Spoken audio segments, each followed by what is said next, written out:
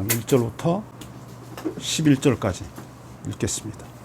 제가 먼저 읽고 다음 절은 여러분이 읽겠습니다. 이후에 여호와의 말씀이 이상 중에 아브라함에게 임하여 가라사대 아브라함아 두려워 말라 나는 너의 방패요 너의 지극히 큰 상급이니라.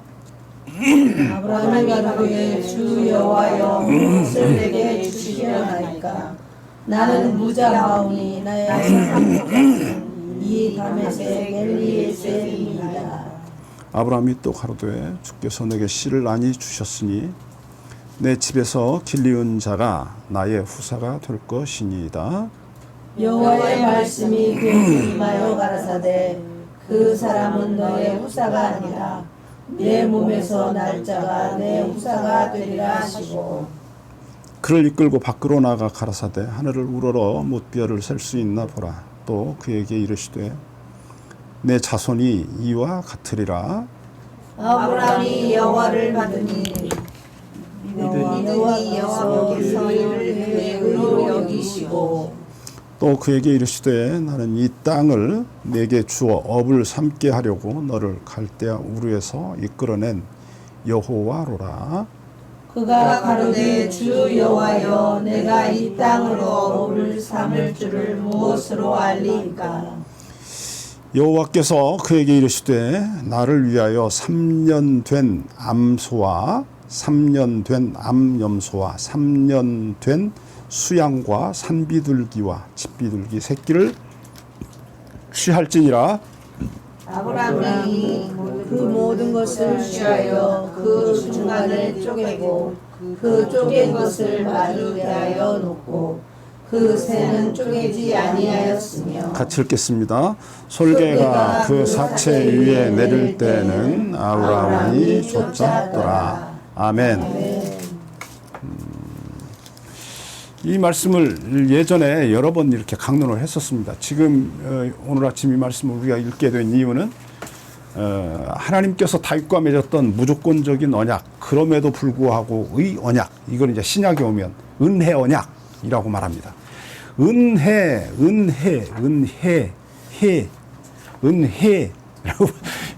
우리말 참 어려워요. 은혜면 이게 저 뜨는 해잖아요.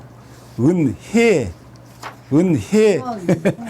해, 이렇게 해야 이제 은혜, 뭡니까, 이게, 성경에서 이제 은혜라고 하는 단어와 통하는 글자가 선물이거든요.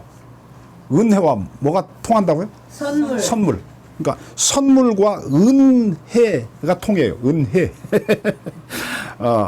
제가 발음이 별로 좋지 않아서 그냥 이해하고 들으세요. 자, 선물이라고 하는 것이 지금 오늘 말씀에서 무엇과 나왔냐면 나는 너의 지극히 큰 상급이요. 뭐라고 그래요? 나는 너의 방패요. 너에게 지극히 큰 상급이라고 그러잖아요. 상급. 그 상급이 그게 뭐냐면 선물입니다. 상급이라는 단어에다가 선물이라고 써놓으세요. 옆에다가 펜이 있으면 동그라미를 하든지 그래서 밖으로 이렇게 원을 그래서 밖으로 빼놓고 선물이라고. 그러니까 선물이라고 하는 것은 2절입니다. 15장 2절. 15장 2절에 나는 너의 지극히 큰 상급이다 라고 할 때 그 상급이 선물이다 그랬습니다. 자, 하나님이 우리의 상급이다 라는 말은, 우리의 선물이다 라는 말은 우리가 하나님을 위하여 행한 어떤 선한 행위, 믿음의 행위, 하나님께 칭찬받을 만한 어떤 공로, 업적, 이것을 근거로 해서 주어지는 상이 아닌 거예요. 그렇죠. 상은 누가 받죠? 상은 누가? 그렇죠. 잘한 사람이 받죠. 그러니까 받을 만한 어떤 대가를 지불한 사람, 조건을 갖춘 사람. 그러니까 우등상을 받으려면 1등을 해야지 꼴찌한 사람이 우등상은 절대 못 받죠. 우등상은 그래서 1등이나 2등이나 3등까지 주나? 하여튼 그러죠.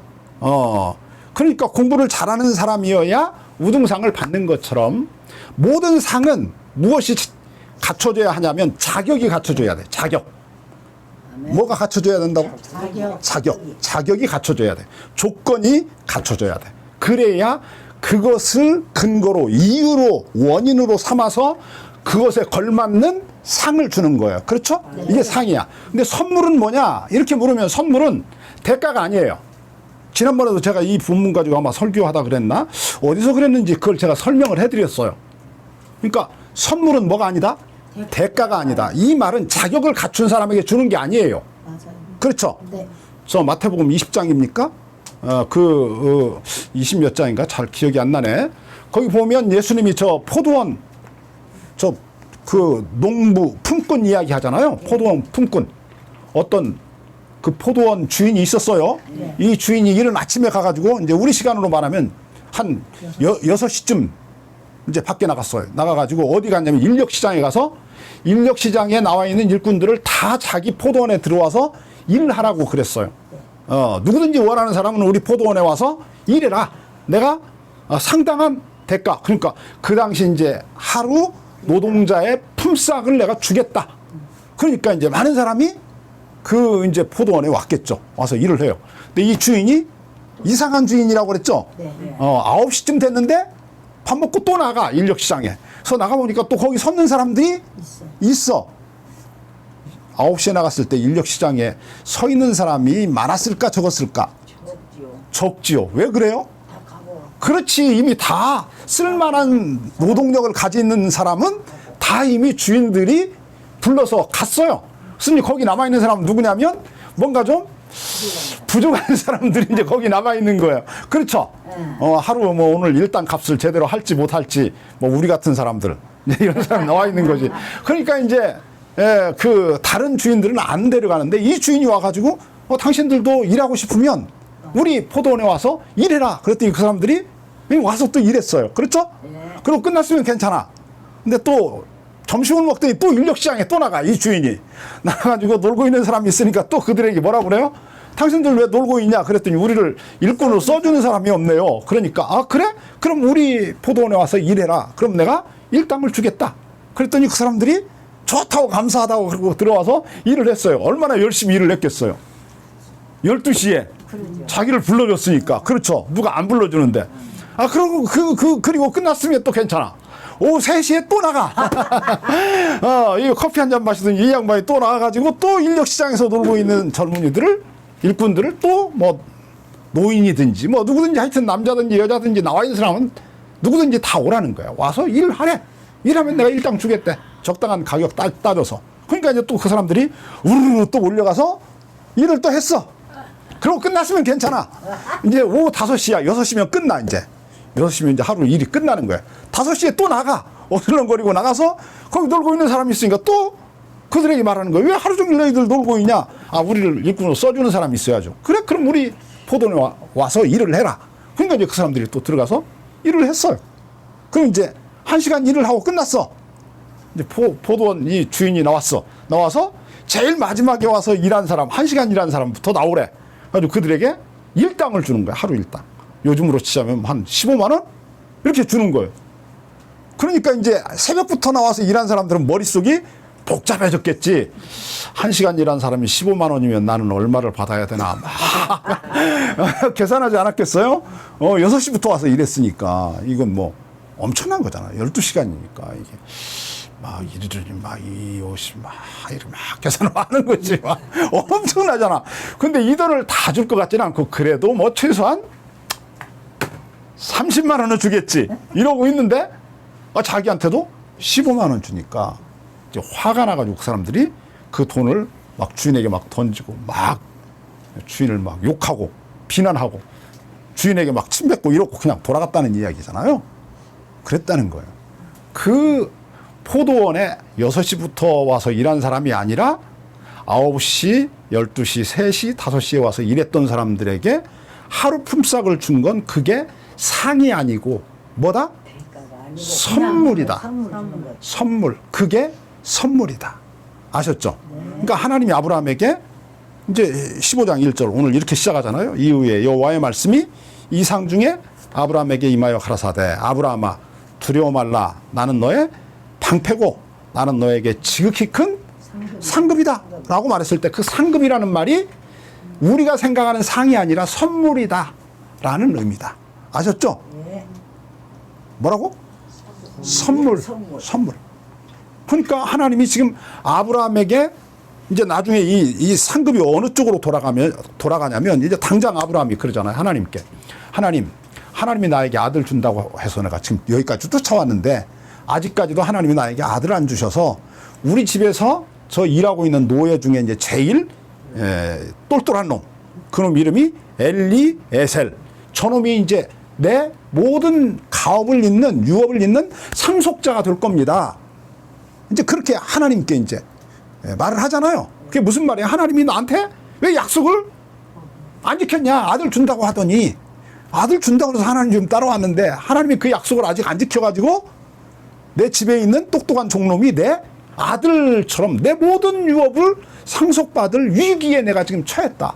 그래서 잠이 안 온다 지금 저녁에. 그 말이잖아요. 그랬더니 이제 하나님이 그에게 하시는 말씀이 뭐라고 말하냐면 4절 보죠.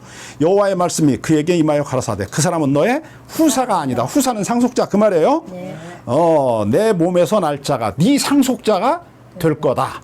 그러니까 걱정하지 말아라. 내가 너에게 준다고 한 아들 반드시 주겠다. 준다는 말이잖아요. 그러니까 뭐 내가 너에게 한 약속 안 지킬까 봐 뭐 겁내지 마라. 불안해하지 말아라. 내가 반드시 너에게 아들 준다. 라고 하나님 말씀했어요. 그렇죠? 아브라함은 지금 나이가 해마다 자꾸 먹어가잖아요. 가나안 땅에 들어왔을 때가 75세였는데 지금 이게 몇 년 지났으니까 벌써 이게 몇 살이 먹었어요. 나이는 자꾸 먹어가는 거야. 그렇죠? 흰머리도 자꾸 더 들어가도 이제 완전히 백발이 되고 자기 아내도 이게 자꾸 늙어가고 이제 이러니까 불안하지. 하나님은 자꾸 뭐만 해? 약속만 해. 그리고 뭐는 안 줘? 선물은 안 주나? 그렇지. 그 약속의 내용은 안 지켜. 그리고 뭐만 주냐면 자꾸 약속만 줘. 약속만. 약속만 줘. 내가 준다. 내가 너에게 약속했지 않느냐.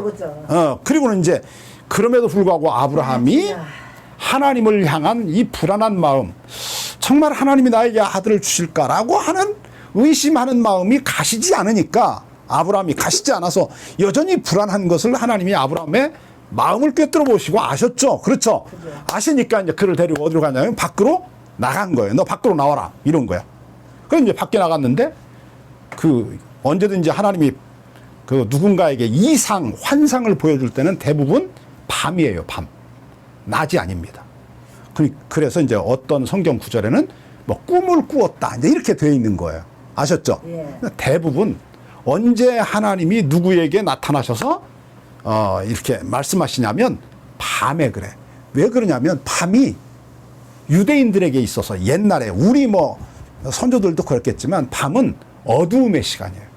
어두움의 세력이 왕노릇하는 시간이에요. 그래서 불안과 두려움과 공포가 밀려오는 시간이 언제냐면 밤이에요. 그래서 이제 이게 하나님께 대한 믿음이 없는 사람은 무엇을 못하냐면 잠을 못 자요. 그래서 하나님이 사랑하는 자에게 뭐를 준다? 잠을 준다. 그랬더니 어떤 자매가 예배당에 나와서 찬송으로 부를 때까지는 잘해. 그래서 설교만 하려고 하면 막 그때부터 자. 저 이제 언제 깨어나냐면 이제 예배 저 설교 끝나고 이제 헌금 찬양할 때 그때 깨어나.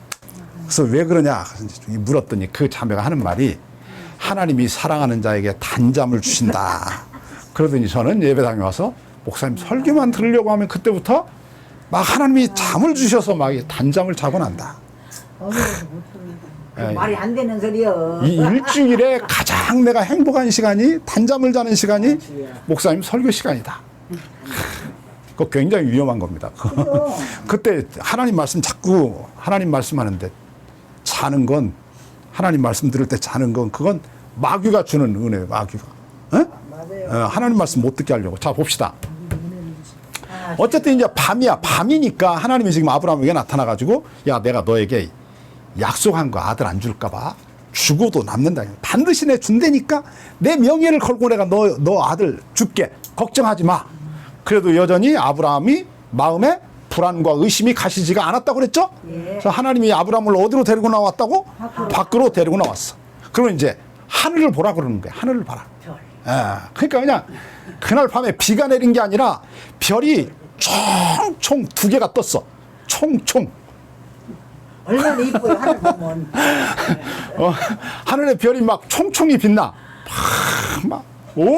진짜 막 너무 우리 어렸을 때는 하늘이 막 맑았잖아요. 네. 새벽에 나오면. 네. 그리고 그때는 아니라도 그랬어요. 그때.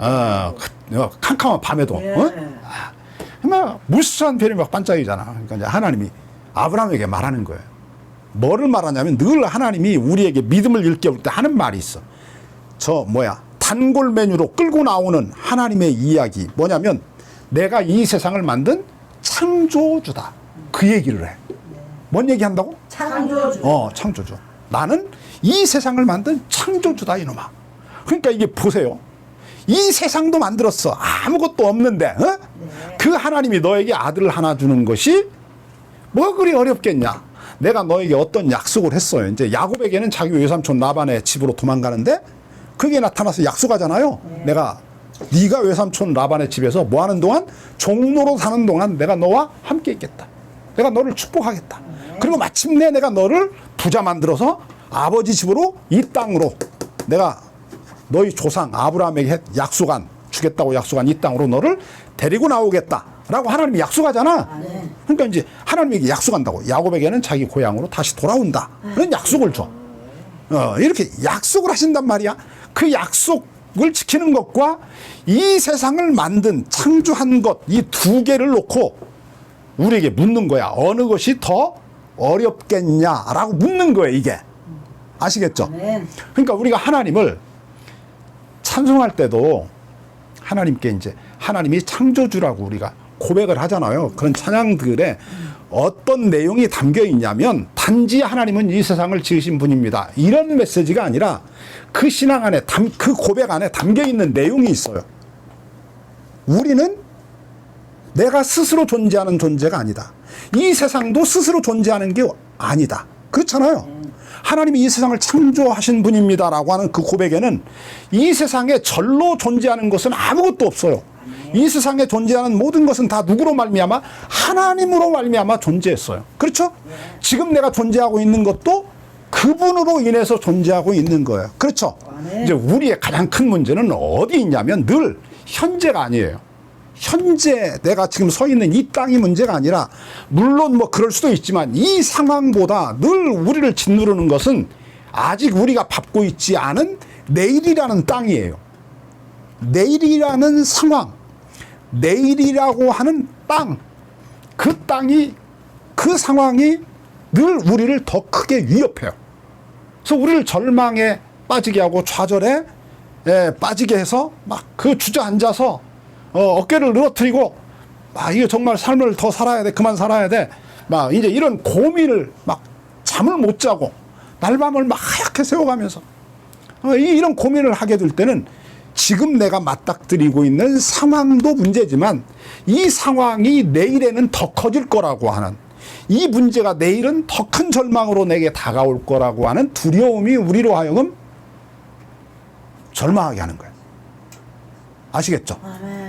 그런데 하나님이 말하는 거야. 하나님이 우리에게, 아브라함에게도 그런 거야. 내가 지금 이 나이에도 애를 못 낳는데 내년에 더 늙으면 어떻게 애를 더 낳아? 못 낳잖아. 그러니까 우리는 늘 생각한다니까. 뭐를 생각하냐면 지금 내가 안고 있는 상황이 내일 가면 더 나빠질 거다. 그러면 지금도 해결이 안 됐는데 내일은 이게 어떻게 해결되겠냐 라는 쪽으로 자꾸 이게 부정적인 어떤 미래를 내다보는 쪽으로 우리 머리가 발달이 되어 있어요. 이게 이제 하나님에게서 떠나 있는 사람들이 가지고 있는 이 공통적인 문제예요. 그러니까 이 늘 내일을 내다볼 때, 내일을 계산할 때 무엇을 첫째 자리에 놓아야 하냐면 하나님을 놓아야 돼. 하나님을. 그분이 누구야? 이 세상을 지으신 분이야. 그러니까 우리가 하나님이 천지를 지으신 분입니다라고 노래를 부를 때, 아까 우리가 10장에서도 천지 지으신 너를 만드신 여호와, 그분이 너를 돕는 분이다 라고 우리가 고백하잖아요.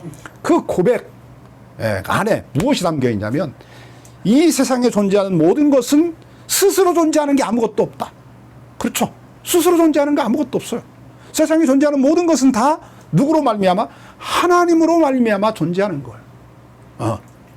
그러면 나는 어떻게 존재하냐? 그 하나님으로 인해서 존재하는 거야. 그럼 이제 내가 내일은 어떻게 존재할 거냐? 그분으로 인하여 내일도 내가 살아갈 거다라는 거죠. 내일이 나라고 하는 존재가 이게 원래 존재하지 않았어요. 그런데 내가 존재해요. 어떻게? 그분에 의해서 내가 존재하는 거야. 그분이 나를 지었기 때문에, 그분이 나를 세상에 태어나게 했기 때문에 내가 존재하고 있는 거야. 그러니까 내 근거가, 내 존재 근거가 누구에게 있냐면 하나님께 있어요. 하나님께. 이거를 기억해야 돼. 내가 그분으로부터 나왔어. 근데 그분이 말해. 내가 너를 절대로 놓지 않겠다고 그러잖아. 내가 너를 절대로 잊지 않겠다고 그러잖아. 내가 의로운 오른손으로 너를 꽉 붙잡고 있겠다고 그러잖아. 그러니까 그 하나님의 약속, 그 말씀을 붙잡은 사람이라야 오늘의 어려운 날을, 지금 이제 저 시편 23편에서 다윗이 그러잖아요. 내가 비록 사망의 음침한 골짜기로 걸어간다고 하더라도 큰 어떤 해를 입어가지고 내가 여기서 마침내 죽을 거야 라고 내가 좌절하지 않을 이유가 하나 있다. 뭐냐? 이 사망의 음침한 골짜기를 지금 나와 함께 누가? 하나님이 걷고 있다. 그분이 나를 지금 인도하고 있다. 이 사망의 골짜기에서 그분이.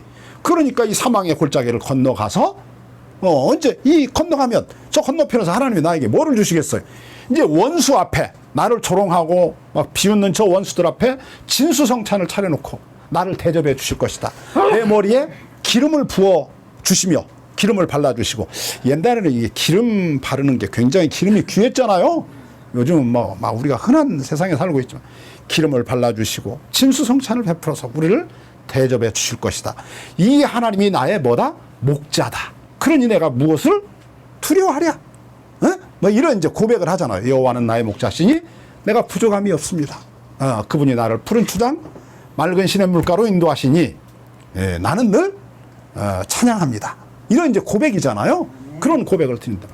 그래서 이게 아브라함에게 하나님이 밖으로 끌고 나와서 너 하늘을 봐라. 저 무수하게 보이는 저 많은 별, 저거 어떻게 생겨나는 줄 알아? 내가 너에게 예전에 이미 이야기했지. 내가 다 만들었다고 그랬잖아. 내가 말씀 한마디로 다 지었다고 그랬지. 야, 내가 이렇게 훌륭한 하나님이야. 저 너 별, 내가 만든 별 너 셀 수나 있을 것 같아? 어디 한번 세봐. 세봐라. 세지도 못하죠. 그런데 이 엄청나게 많은 이 별들도, 이 우주도 우리가 상상할 수 없을 만큼 크고 광활한 이 우주를 하나님이 지으시잖아요. 그렇죠. 지으시고 지금도 다스리고 계시다. 내가 그 하나님이 내가 너에게 말한다. 내가 너에게 뭐 준다? 아들 준다. 그러니까 뭐 하지 마라? 두려워하지 말아라. 불안해하지 말아라. 반드시 주겠다. 이제 그러니까 아브라함이 어떻게 하냐면 하나님의 말씀을 믿었어요. 자, 우리 성경 봅시다. 6절 봅니다. 6절. 이제 이 아브라함이 여호와를 믿으니, 그렇죠?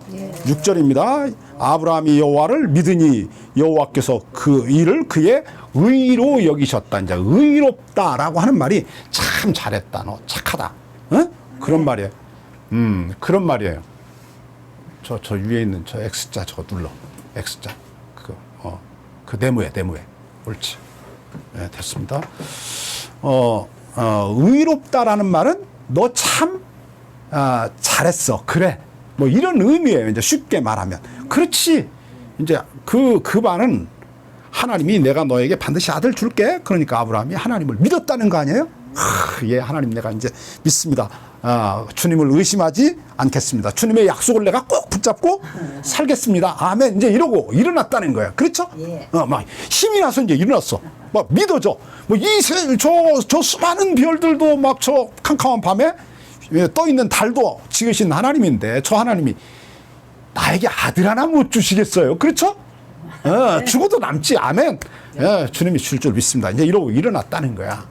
그랬더니 하나님이 아브라함의 등을 토닥토닥 하면서 너 참 잘했다. 너 참 착한 아이야. 뭐 이런 이야기죠. 너 참 착한 아이야. 이랬다는 거지. 그런데 이제 하나님이 이렇게 걸어가고 있는 아브라함에게 또 이야기를 하는 거예요. 내가 너에게 아들만 주는 게 아니라 처음 내가 너 부를 때 뭐라고 그랬니? 이 땅도 준다고 그랬지? 내가 이 땅도 줄 거야. 그러니까 아브라함이 우리 같으면 예, 하나님 감사합니다. 저 이제 믿습니다. 이럴 것 같은데 아브라함이 시비를 겁니다. 뭐라고 하냐면 하나님이 이 땅을 또 나한테, 내 자식들에게, 내 후손에게 기업으로 준다고 하는 건 내가 어떻게 믿죠? 이렇게 나온 거예요. 아브라함이. 무슨 말인지 아시겠죠? 그러니까 하나님 자기에게 아들 준다는 거는 믿겠는데 이 땅도 주겠다 이러니까 그거를 내가 믿을 만한 증거를 좀 내게 보여주세요. 이제 이런 거야. 증명을 해보라는 거야. 하나님이 나에게 이 땅을 줄 거라고 하는 거를 내가 믿을 만한 증거물을 보여라 이거지. 하나님이 어떻게 했을 것 같아? 내가 만약 하나님이면 뒤통수를 손으로 딱 때렸겠지. 근데 이 하나님이 참 착하시죠. 우리 하나님이 참 수준을 따라서 그래서 이제 어떻게 하냐면 그에게 말하는 거야. 뭐라고 말해요? 우리 성경 보겠습니다. 9절. 여호와께서 그에게 이르시되 나를 위하여 3년 된 암소, 3년 된 암염소, 3년 된 수양, 그 다음에 산비둘기, 집비둘기, 새끼를 취해서 어떻게 해라? 이제 10절 봅시다. 이제 그걸 취해라. 그랬죠? 그걸 잡아라. 그래 이제 10절. 아브라함이 그 모든 것을 취하여 잡아다가 놓고 중간을 쪼갰다. 이제 그러니까 하나님이 쪼개라는 말은 안 했다고 그랬는데 왜 아브라함이 쪼갰습니까? 이게 아니고 하나님이 아브라함에게 지금 그 짐승들을 취해다가 중간을 잘라놔라 라고 말한 거예요. 그러니까 아브라함이 한 거죠. 이게 무엇을 의미하냐면 이 시대에는, 고대 시대에는 그 두 사람이 계약을 할 때, 언약을 맺을 때 짐승을 잘라서 가운데를 잘라가지고 둘로 쪼개놓고 그걸 맞대놓고 그 사이로 두 사람이 손잡고 지나갔다고 그랬죠? 이거 뭐 한 100번쯤 이야기한 것 같아. 그죠? 그러니까 이제 다 이해하시겠죠? 이 소를 잘라가지고, 염소를 잘라가지고, 이제 원래 사람들은 염소, 보통 그 시대에 염소를 쪼개서 마주대해 놓고 두 사람이 지나갔거든요. 소를 자르는 건 굉장히 소가 이게 비싸잖아요. 옛날에도 이 사람의 노동력에 막 몇 배를 하잖아. 그렇잖아요. 사람은 겨우 쌀 한 가마니 뭐 짊어질까 말까 그런데 막 소는 막 50가마 이런 거 막 저 술에 짐술에 싣고 가고 그러잖아요. 그러니까 소가 값이 비싸죠. 소는 못 쪼개고 사람들이 이제 보통 양이나 염소를 쪼개서 맞대놓고 지나갔는데 하나님이 암소, 염소 쪼개놔라. 그럼 이제 하나님이 아브라함하고 이제 둘이 손잡고 이제 지나가야 돼. 그 사이로. 그렇죠? 그러면 이제 하나님이 아브라함에게 뭐를 지금 약속하려고 그래? 뭐 증거 보여주려고 그래? 뭐를 증거를 보여달라고 그래서 아브라함이 하나님이 나에게 이 땅도 준다고 하는 것을 내가 믿을 만한 증거를 보여주십시오. 자기가 믿을 만한 자기 수준에서 하나님 수준에서 말고 아브라함 자기 수준에서 내가 진짜 하나님이 이 약속 지키겠구나. 내가 이걸 믿을 만한 증거를 좀 보여라. 아시겠죠? 네. 그랬더니 하나님이 그 짐승 잡아서 쪼개놔라. 아브라함이 쪼개놨어. 아브라함하고 이제 둘이 손잡고 가야 되는데 하나님이 아브라함은 잠들게 해놓고 하나님이 혼자 그리 지나가는 거야. 네. 혼자. 원래는 둘이 지나가야 돼. 그게 뭘 의미하냐면 누구든지 우리 둘이 오늘 약속했지 이거? 너는 나를 믿기로 나는 너에게 자식을 주기로 내가 너에게 자식도 주고 땅도 준다는 내가 너에게 맺은 약속을 내가 반드시 지킬 거다라고 하는 거 너가 믿는 거야. 알았지? 너 믿는 거야. 너 만약에 못 믿으면 어떻게 되는 거야? 쪼개져서 죽어야 돼. 이 짐승처럼. 내가 만약에 너에게 아들 준다고 한 이 약속 못 지키면 나도 쪼개져서 죽을 거야. 이 말이에요 이게. 그러니까 옛날엔 약속 맺는 게 이게 굉장히 무서웠죠. 목숨을 걸었어요. 이게 둘로 쪼개져야 돼. 어기는 사람은. 근데 이제 아브라함은 잠들게 해놓고 하나님이 혼자 지나가. 왜 그랬을까? 아브라함이 하나님을 믿는 믿음이 흔들릴 것 같거든. 그러니까 하나님이 아브라함은 잠들게 해놓고 혼자 지나간 거야. 그러면서 이제 아브라함에게 환상 속에서 아브라함이 혼자 지나가는 것을 잠자면서도 보게 한 거지. 무슨 말인지 아시겠죠? 네. 이게 뭐를 의미하냐면 조건 언약이 아니다. 그 얘기하는 거예요 지금. 하나님이 아브라함에게 다윗에게 언약을 맺었다고 그랬죠. 지난 주일날 그 무조건적 언약이라고 그랬습니다. 지난 주일날 그 유튜브 우리 참에 잘 이해가 안 되면 유튜브에 올라와 있으니까 나중에 어디로 들어가면 들어오는지 알아가지고 자꾸 이렇게 들어보시면 그 유튜브가 몇 개 올라와 있거든요. 자꾸 듣다 보면 아마 이해가 될 거예요. 자 봅시다. 하나님이 다윗에게 뭐라고 지난 주일날 언약을 맺었냐면 내가 너에게 네가 나를 위하여 집을 짓는다고 내가 너를 위하여 집을 지어줄게. 그러면서 내가 너에게 아들을 줄 텐데 네가 죽으면 그 아들이 내가 너에게 준 아들이 너를 이어서 왕위에 오를 거다. 이 말은 다윗 앞에는 사울이라는 사람이 이스라엘 나라의 왕이었어요. 근데 그 사울의 아들이 왕이 된 게 아니라 다윗이 왕이 되었잖아요. 그러니까 이제 사울 왕가는 하나님이 버린 거죠. 그렇죠? 사울 왕의 그 집은 버린 거지. 근데 이제 하나님이 다윗에게 말하는 거야. 내가 너를 위하여 집을 지어준다는 말은, 그래서 나중에 이렇게 성경을 다 읽고 나서 보니까 다윗 왕의 후손들이 계속해서 이스라엘 나라를 다스리는 왕가가 되도록 내가 보장해 주겠다, 지켜주겠다, 그런 말씀이었어요. 네가 나를 위하여 집을 지어준다고 내가 너를 위하여 집을 지어줄게. 너는 나이가 차서 죽으면 네 몸에서 난 자식이 너를 이어서 왕이 될 거다. 그럼 내가 그때 나는 그의 아버지가 되고 그는 내 자식이 되어서, 그렇죠? 내가 그를 통해서 내 집을 지켜야 하겠다. 그가 만약에 잘못하면 내가 회초리로 때릴 수는 있지만 네 앞에서 패했던 사울 왕처럼 내가 버리지 않겠다. 그러니까 잘못하면 내가, 네 아들이 잘못하면 내가 회초리로 때려서 고쳐서 바른 길을 걸어가도록 하겠지만 버리지는 않을 거다. 이게 이제 무조건적 언약이라고 그랬잖아요. 구약 성경의 모든 하나님이 사람과 맺은 언약들은 다 조건 언약입니다. 대부분이. 그러니까 구약 성경에 큰 이게 강줄기가 흘러요. 이게 큰 강줄기예요. 어떤 강줄기냐면 모든 언약은, 하나님이 사람과 맺은 모든 언약은 조건 언약이에요. 네가 만일 이렇게 하면, 이렇게 살면, 그러니까 이제 쉬운 말로 말해서 네가 나를 잘 믿고 하나님의 뜻대로 착하게 잘 살면 내가 너에게 뭐를 주고 복을 준다. 이게 이제 조건이잖아. 네가 착하게 살면 내가 복 줄게. 이게 조건 언약이에요. 그런데 하나님이 다윗과 맺은 언약은 네가 어떻게 하든지 말든지 내가 너에게 복을 주겠다는 거예요. 그러니까 다윗에게는 네가 만일 내 율법을 잘 지켜 행하고 이렇게 하면 내가 네 집을 지어줄게. 이게 아니에요. 다윗 언약의 핵심이 굉장히 중요한 거예요. 구약 성경에서. 그러니까 구약 성경을 이렇게 한 가운데를 막 이게 큰 강이 흘러간다고 그랬지? 조건 언약이? 조건 언약이 쭉 흘러가. 가운데, 한 가운데를, 구약 성경 한 복판을 흐르는 게 조건 언약이야. 네가 만일 이렇게 착하게 살면 내가 너에게 복 줄게 라고 하는 조건 언약이 흘러가는데, 다윗 언약은 그것과 다른 언약이야. 무조건 내가 너에게 축복하겠다는 거예요. 조건을 걸지 않아. 내가 너를 축복하겠다.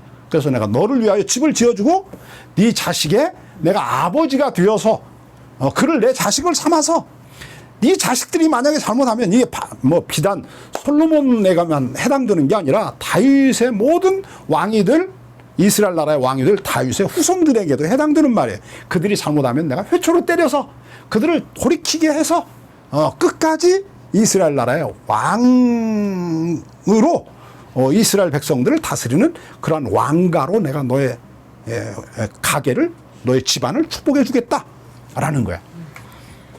그런데 이 무조건적 언약이라고 하는 이 언약은 조건과 상관이 없어. 네가 어떻게 행하든지 말든지 나는 끝까지 내가 한 약속을 지키겠다는 게 이제 무조건적 언약의 핵심이에요. 아셨죠? 근데 이제 우리가 구약 성경을 읽어보면 이제 구약 학자들이 무슨 이야기를 하냐면 이 시대에, 고대 시대에는 이제 저 중국, 우리가 중국을 예로 들어봅시다. 중국이 굉장히 땅이 높잖아요. 그러니까 이제 황제가 중앙에 있어요. 중국의 황제가.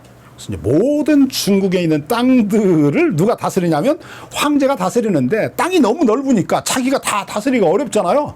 그래서 이제 큰 고을들을 이렇게 나누어 가지고 옛날에는 80개로 나누었대요. 저 하, 은, 주 그런다고. 저 중국 역사 공부하다 보면 이제 주나라 때의 왕이 이제 중국을 80개 지역으로 나눠 가지고 우리로 말하면 이제 도지사를 80명을 두어서 자기 밑에 이제 그 중국을 다스리게 하는 거야. 그런데 이제 그때는 도지사를 도지사라고 안 하고 뭐라고 하냐면 왕이라고 그래. 그 왕을 뭐라고 그러냐면 이제 성경에 분봉왕 그래. 분봉왕 그러는 거야. 이게 봉이라는 말이 이게 저 쌍토규에다가 이 마디촌자 쓰는 건데 이게 이제 봉한다는 말이에요. 어떤 왕으로 내가 너를 임명한다, 세운다라고 할 때 이제 그걸 뭐 세자 책봉 그러잖아요. 이제 그 봉한다. 이제 분봉왕이라는 게 뭐를 의미하냐면 왕이 황제가 지역에 여러 지역을 나눠 가지고 자기 신하들에게 한 골씩 맡기는 거야.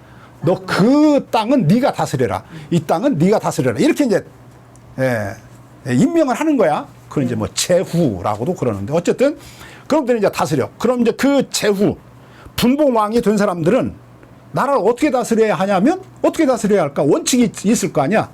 왕이 어떤 사람에게 뭐 그 한 지역을 맡길 때 그냥 너 내려가서 네 마음대로 다스려 이렇게 안 할 거 아니에요. 그렇죠. 어떤 놈을 그 지역의 왕으로 세울 것 같아요? 왕이? 황제가? 자기 말을 잘 듣고 그렇죠. 그리고 자기를 황제로 자기는 신하로 그렇지? 자기도 신하지. 그 마을, 그 고을에서는 자기가 왕이지만 황제 앞에서는 자기도 신하잖아요. 그러니까 이제 왕과 신하의 관계를 이놈이 늘 기억을 하고 황제를 황제로 잘 받들면서 그렇죠. 황제를 잘 받들어야지. 그러면서 황제의 뜻대로 이 나라를 잘 다스려야지. 황제가 원하는 뜻대로 잘 다스려야 하고 그리고 어찌하든지 그 나라를 다스리면서 이익을 남겨서 누구에게? 황제에게 이익을 드려야지.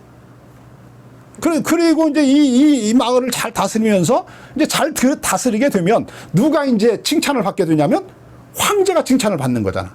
그러니까 황제에게 모든 영광과 명예를 다 돌리고, 자기는 이 마을을, 뭐, 지역을 황제의 뜻대로 잘 다스려서 황제에게 이익을 남겨드려야 돼. 이런 구조야. 이거는 이제 봉신 계약 그러는데 주종 계약이라고. 그래서 이제 황제와 왕 사이에 맺는 계약이 그거야, 그거. 네가 내 뜻대로 그 마을을 잘 다스려라. 그러면 나는 너를 위해서 뭐를 해줄까? 네 나라가 뭐 기근을 당한다든지 이러면 내가 중앙정부에서 경제적인 지원을 해주겠다. 그 다음에 네가 만약에 이웃 나라와 전쟁을 하게 됐다. 그럼 어려우면 내가 군대를 파송해서 내가 너를 지켜주겠다. 이제 그 황제와 이 왕 사이에 계약이 맺어지는 거야, 이거. 아시겠죠? 네. 그런 계약하고 하나님과 이스라엘 백성들이 맺었던 계약을 보니까 그 비슷하더라는 거야.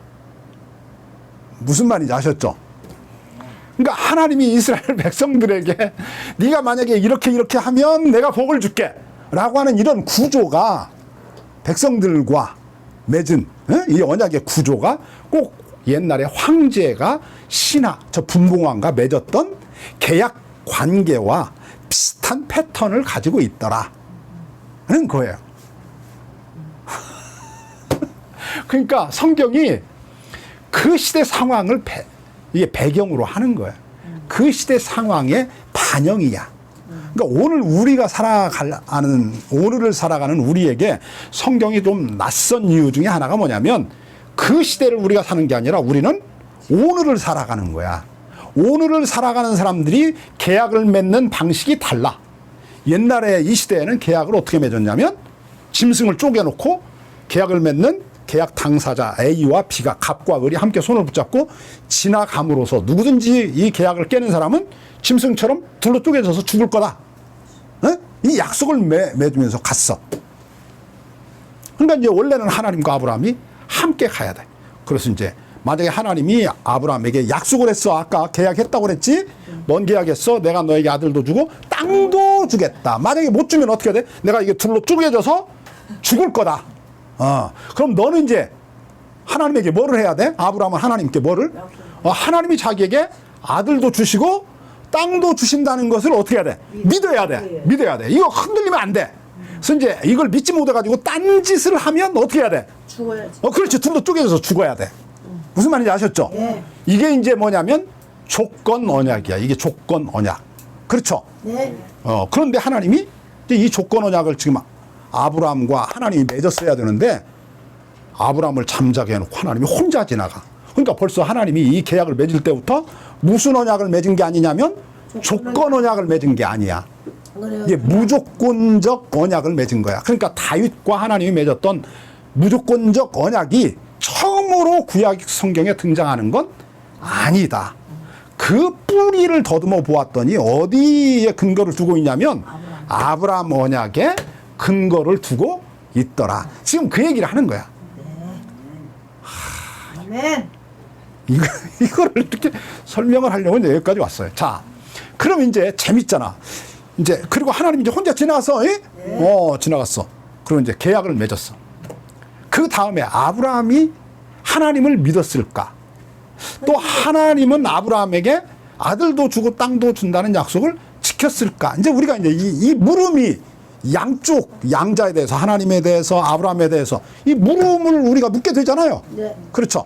근데 이 물음이 참 재밌죠. 우리 참 놀랍게도 이 약속을 그 아브라함의 그 아내 사라와 아브라함이 이제 야합을 해가지고 이제 그 깼는데 하나님은 그 약속을 지켜 나갑니다. 끝까지.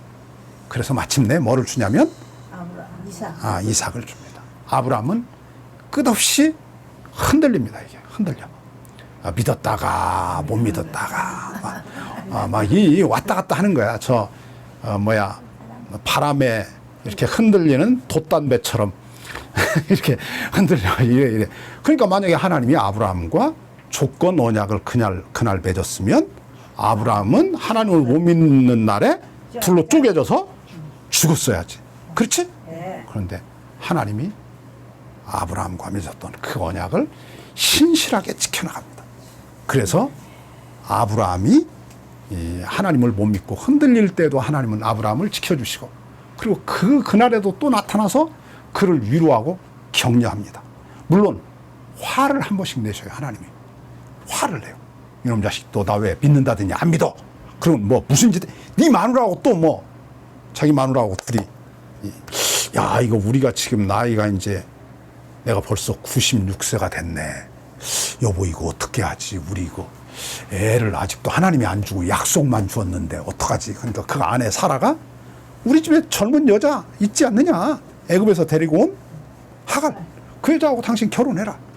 그러면 그 여자 아직 젊으니까 애 낳을 수 있다. 그래가지고 아브라함이 이제 둘이 그 여종하고 이렇게 하룻밤을 지내가지고 이제 애를 또 가졌잖아요. 그러니까 아브라함이 이제 뭐라고 생각하냐면 야 하나님이 드디어 약속을 지켰다. 그래서 우리에게 아들을 주셨다. 이래서 막 기뻐하고 있잖아요. 그런데 하나님 나타나가지고 그러잖아요. 내가 너에게 약속했던 주겠다는 자식 주겠다고 약속한 자식은 네 아내를 통해서 주겠다는 거지 그 여자 통해서 주겠다는 게 아니다. 내가 네 아내를 통해서 반드시 자식 주겠다. 그런데 이제 그로부터 또 3년이 더 지나가. 그러니까 아브라함이 99세가 되잖아요. 그럼 이제 사라도 10살 차이니까 89세가 됐어. 이제 애를 이제 진짜 못 낳아. 이제 이 나이 때는 이제 진짜 못 낳아. 근데 하나님이 어느 날 나타났어. 나타나가지고 그러잖아. 내년 이맘때 네 아내가 아들을 낳아서 젖을 물리고 있을 거다. 그러니까 이제 아브라함이 하나님을 동정해 주잖아. 에이 하나님 그렇게 너무 어려운 거 하지 마세요. 그냥 있는 이스마엘 저놈 건강하게 자라게 해주세요. 그러잖아요. 그러니까 이게 하나님이 아브라함과 그날 만약에 조건 언약을 맺었으면 아브라함은 수십 번도 더 이게 쪼개져야 돼. 그러니까 하나님이 아브라함에게 조건 언약을 맺은 게 아니라 뭐를? 무조건적 언약을 맺은 거다. 이해하셨죠? 그러니까 성경에 그게 곧 우리 이야기예요. 하나님은 우리와 어떤 관계를 맺냐면 무조건적 언약을 맺는 거예요. 아시겠죠? 네. 그 무조건적 언약 안에 우리와 하나님이 이렇게 얽혀 있는 거예요. 이제 구약 성경을 연구한 구약 학자들이 무조건적 언약을 하나님이 누구하고 맺었는가 이렇게 쭉 봤다는 거예요. 이 무조건적 언약이라고 하는 것이 갖고 있는 어떤 성격이 있잖아요. 성격이 있는데 이걸 보니까 이건 부자 관계에서 가능한 언약이라는 거야. 무조건적 언약은 어떤 관계? 부모와 자식 사이의 관계에서만 가능하더라는 거지. 그러니까 하나님이 아브라함을 이때 뭐로 둔 거냐면, 무엇을 삼은 거냐면 자기 자식을 삼은 거라는 이야기예요. 아시겠죠? 그러니까 우리가 하나님을 뭐라고 불러? 아버지라고 부르잖아. 왜 아버지라고 부르냐면 하나님과 우리 사이에 어떤 관계로 얽혀 있냐면 부자 관계로 얽혀 있는 거야. 아버지와 아들의 관계로 얽혀 있는 거야. 그래서 하나님을 우리가 아버지라고 부를 수 있는 거야. 이제 그렇게 된 그런 관계로 얽히게 된 데는 이제 예수님의 십자가의 죽으심이 이제 있죠. 그걸 지금 설명 못 합니다. 시간이 없어서. 어쨌든 하나님과 우리는 무조건적 관계, 무조건적 언약의 관계가 맺어져 있다. 그 언약 안에서 하나님은 우리 아버지가 되신 것이고 우리는 그분의 아들이 된 거다. 그래서 하나님이 다윗과 맺었던 그 언약, 나는 그의 아버지가 되고 그는 내 자식이 될 거다. 그가 만약에 잘못하면 내가 회초리로 때려서 다시 내가 돌이키게 하겠지만 버리지는 않겠다라고 하는 이 하나님의 약속이 우리를 향한 거다. 우리를. 이제 이 언약의 뿌리는 이렇게 더듬어 가면 창세기 저 9장의 8장 후반절부터 9장에 있는데 이제 노아와 맺은 언약에 근거하고 있습니다. 이 모든 무조건적 언약의 뿌리는 노아와 하나님이 맺었던 그 언약에 근거하거든요. 근데 그거를 오늘 아침에 설명하려다가 시간이 또 길어질 것 같아가지고 다음에 이제 그 언약을 좀 한번 더 살펴보고 그리고 다윗 왕 이야기로 계속 들어가서 이야기를 좀 더 진행해 보도록 하겠습니다. 결국 저 기브온 산당에서 솔로몬이 하나님께 1,000마리 양을 잡아서 불로 태워 하나님께 바치는 번제를 드렸더니 하나님이 나타났다고 그랬는데 우리가 성경을 이제 솔로몬에게 하나님이 나타난 횟수가 4번이라고 그랬죠. 4번을 다 살펴보고 나면 나중에 어떤 결론이 나오냐면 하나님이 솔로몬이 1,000번제를 드린 것에 감동해서 나타난 게 아니었더라라고 하는 결론을 나중에 우리가 이제 얻을 수 있어요. 그러니까 기독교는 정성을 다하면 지성이면 감천이라고 이제 사람들이 그러지만 세상의 모든 종교는 지성이면 감천입니다. 그쪽으로 갑니다. 지성을 들이면 하여튼 하늘도 감동하잖아. 그렇지? 근데 하나님은 지성을 드렸다고 감동하는 분이 아니다. 그러니까 내가 만약에 하나님을 감동을 시켜야 되겠다. 지성을 들여서. 그러면 그 사람은 죽을 때까지 지성 드려도 하나님이 감동 안 한다. 쳐다보지도 않는다. 하나님은 지성 드리는 거에 관심이 없다. 아시겠죠? 네. 하나님이 우리에게 관심을 갖는 것은 그냥 네가 내 자식이니까, 네가 내 자식이니까, 내가 너를 지었으니까, 내가 너를 지었고 나는 네 하나님이니까 내가 너를 내 자식으로 삼았으니까 내가 너를 사랑하는 거지. 그래서 내가 너에게 상을 주는 게 아니라 무슨 상? 선물의 상을 주는 거다. 선물의 상. 아셨죠? 네. 하나님은 우리에게 무슨 상을 준다? 선물의 상을 준다. 내가 기도를 막 100일 동안 막 새벽마다 했더니 하나님이 내 기도에 응답하셨다가 아니라 내가 골방에 조용히 들어가서 그냥 하나님께 기도해도 길을 가다가 하나님 아버지 이거 어떡한데요? 정말 내가 너무 힘들고 어려워요. 나 좀 어떻게 붙잡아 주세요. 나 좀 불쌍히 여겨주세요. 그랬더니 그 기도를 하나님이 들으시더라. 그러니까 우리 하나님과 우리의 관계가 어떤 조건을, 하나님이 원하는 조건을 내가 이루어 드리면, 갖춰 주면 하나님이 응답하는 구조가 아니다. 어떤 관계냐면 그럼에도 불구하고 모든 상황을 뛰어넘어서 무조건적으로 엄마 아버지가 자식을 사랑하는 것처럼 하나님이 우리를 사랑하는 관계, 그게 하나님과 우리가 맺고 있는 관계다. 그러니까 세상에서 가장 쉬운 게, 그래서 그 가장 믿기 쉬운 종교가 어떤 종교냐 이렇게 물으면 그게 기독교입니다. 기독교가 제일 쉽잖아요. 그렇죠? 제일 쉽지. 뭐 하라는 게 없잖아. 뭐 해라. 뭐 주일날 적어도 헌금을 일주일에 한 번씩 오는데 그래도 하루에 10,000원씩 7만 원은 해야지. 뭐 이런 거 없잖아. 뭐 없잖아. 뭐 해라. 그럼 내가 복 주게. 이런 거 없잖아. 그 뭐 빈소로 나오든지 뭐 어때? 뭐 꼭 어디 무슨 새벽마다 무슨 금식하면서 막 기도해야 하나님 우리의 기도를 듣고 이런 분이 아니래. 그냥 하나님은 있는 그대로의 우리를 그냥 불쌍히 여기시고 사랑하시고 긍휼히 여기신다.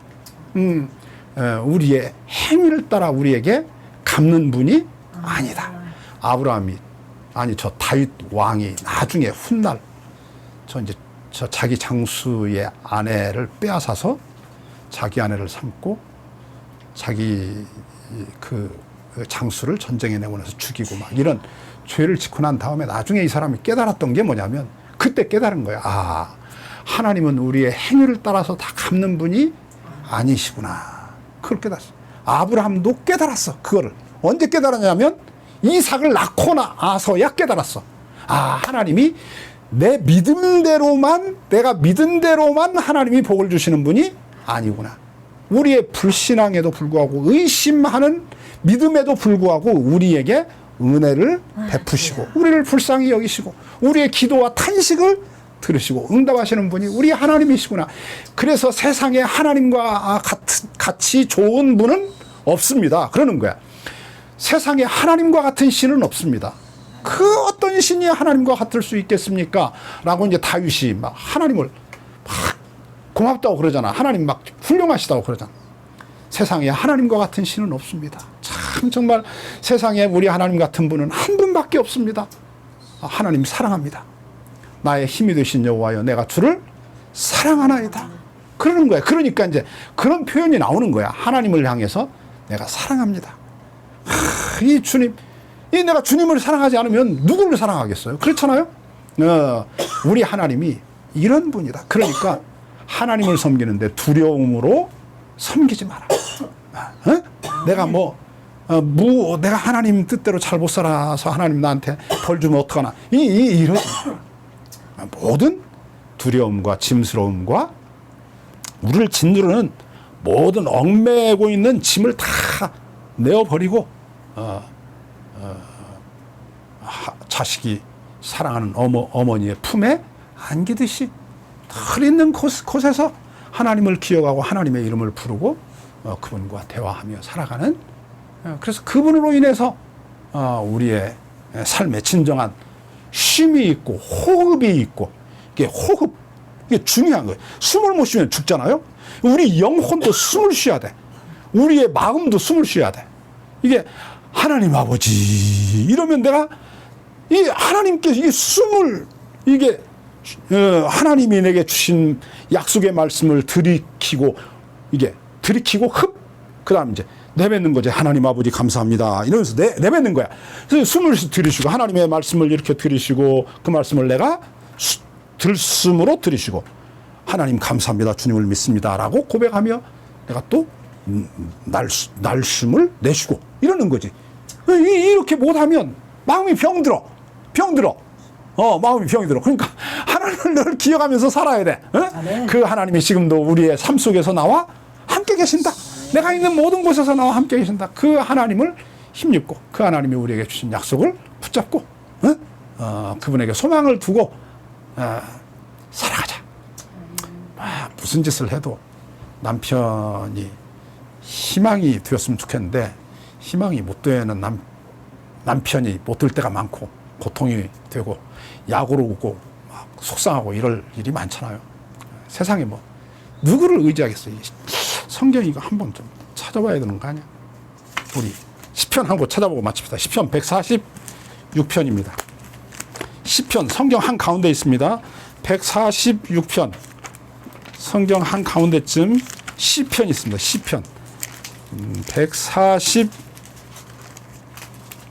페이지 수 906페이지 성경 한 가운데쯤 906페이지 900 제가 읽어드릴 테니까 146편 3절 성경 한 가운데 146편 3절 146편 3절 가운데 그러네. 좀 더 가야 돼. 146 많이 가셔야 돼. 많이 100 더 146 조금만 이쪽으로 완전 조금만 한 두 장만 두 장만. 자, 140, 거기 나왔죠? 6편 3절. 제가 읽겠습니다. 자, 방백들을 뭐 하지 말라고 그래? 의지하지 말며. 방백이 누구냐면, 방백이 누구예요? 왕이야, 왕. 이 시대에는. 방백. 저 분봉왕들이잖아, 분봉왕. 자, 방백들을 의지하지 말며. 이제 방백은, 그러니까 분봉왕이니까 힘 있는 사람이잖아. 힘 있는 사람이야. 자, 방백들을 의지하지 말며. 그 다음에 뭐라고 그래? 도울 힘이 없는 인생을 의지하지 말지니라. 아멘. 자, 방백들을 의지하지 말며 도울 힘이 없는 인생. 저 방백하고 누가 통하냐면 도울 힘이 없는 인생이야. 우리가 겉으로 보면 방백은 힘을 가지고 있어. 우리나라에서 지금 힘이 제일 센 사람이 누구야? 윤 씨잖아. 그런데 그 사람이 이게 이 대통령이 첫 번째로 해야 될 일이 뭔지 아세요? 국민의 생명과 재산을 지킨다. 이게 대통령이 해야 될 일이에요. 그런데 윤 씨가 대통령 되더니 지금 엄청나게 많은 사람이 막 죽잖아. 이게 안 지켜. 그러니까 그런 사람 의지하지 말라 그 말이야. 자, 방백을 의지하지 말며 도울 힘이 없는 인생도 의지하지 말지니라. 자, 그 다음에 보죠. 4절. 그 호흡이 끊어지면 흙으로 돌아간다. 사람은 누구든지 다 뭐가 끊어지면? 호흡이 끊어지면 그냥 흙으로 돌아가는 거야. 그게 인간이야. 그래서 인간의 생명이 어디 있냐면 코에 있어, 코. 사람의 생명이 어디 달렸다고? 코에 달렸어. 이게 코로 숨을 못 쉬면 죽는 거야. 그냥 호흡이 끊어지면 그냥 죽는 거야. 윤 씨, 지금 호흡 끊어지면 그냥 가. 그러니까 절대 의지하지 마. 누구도 의지하지 마. 그 어떤 인생도 의지하지 말라. 그러는 거야. 그렇죠? 자, 그 다음에 이거 다 읽을 수는 없네. 자, 좀 더 읽어봅시다. 4절 제가 읽겠습니다. 그 호흡이 끊어지면 흙으로 돌아가서 당일에 그가 세운 모든 계략, 모든 도모가 이게 계획, 이 모든 계획도 다 그 사람이 죽으면 없어져. 그렇지? 그 사람이 무슨 계획을 가지고 있었는데 무슨 소리야. 다 그냥 죽으면 끝나는 거지. 야곱의 하나님으로 자기 도움을 삼으며 여호와로 자기 하나님에게 그 소망을 두는 자는 복이 있도다. 그래서 자, 5절 다시 봅시다. 내가 마음이 급해 지금 빨리 끝내야 된다고. 자, 봅시다. 5절. 야곱의 하나님으로 자기 도움을 삼는다. 야곱의 하나님? 이스라엘 하나님이잖아. 아브라함의 하나님. 그렇죠? 그 하나님으로 우리 도움을 삼는 거야. 하나님으로 도움을 삼는 거야. 도울 힘이 없는 인간, 방백 이런 거 의지하지 말고 누구를? 하나님을 자기 도움으로 삼아라 그 말이야. 그리고 여호와 자기 하나님에게 소망을 두고 있는 자는 뭐가 있다? 복이 있다. 여기서 소망을 두고 있다는 말은, 소망은요 무엇에 근거하냐면 늘 언약에 근거하는 거야. 약속에 근거하는 거야. 소망의 뿌리는 뭐 어디에 있다고? 약속에 두는 거라고. 약속. 그러니까 하나님의 약속을 못 믿는 사람은 뭐가 없어? 소망이 없는 거야. 하나님의 말씀을 못 믿는 사람은 뭐가 없냐면 소망이 없어. 우리의 소망은 어디 있어? 하나님의 약속을, 말씀을 믿을 때 우리에게 뭐가 생겨? 소망이 생기는 거야. 아셨죠? 소망은 언제 생긴다고? 하나님의 말씀을 믿을 때, 하나님의 약속을 믿을 때 소망이 생기는 거야. 아멘. 아브라함의 소망이 어디서 이루어졌냐면 내가 아들을 얻게 될 거라고 하는 소망이 언제 생겼냐면 그 사람이 하나님이 자기에게 아들을 준다는 약속을 믿을 때 자기에게 소망이 생겨났어. 못 믿으면 불안해. 불안하니까 딴짓해. 그래서 젊은 여자하고 장가들어. 그렇지?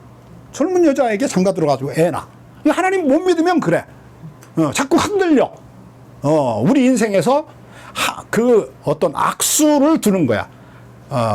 오히려 유익이 되는 게 아니라 큰 걸림돌이 될 일들을 언제 우리가 행하냐면 하나님의 약속을 못 믿을 때 흔들리면 딴짓을 해. 아셨죠? 예수 믿는 사람이 점집에 찾아가가지고 점을 봐. 정치인 중에 안수 집사 장로들이 엄청 많은데 저 국회의원 선거만 되면 점집에 가서 막 줄 서 있대. 자, 그 다음 봅시다. 자, 그 다음에 6절 봅니다. 6절. 여호와는 천지와 바다와 그 중에 만물을 지으신 분이다. 그러죠?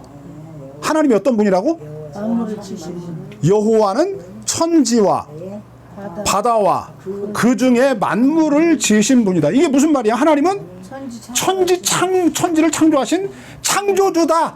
그 말이잖아. 우리 하나님은 어떤 분이다?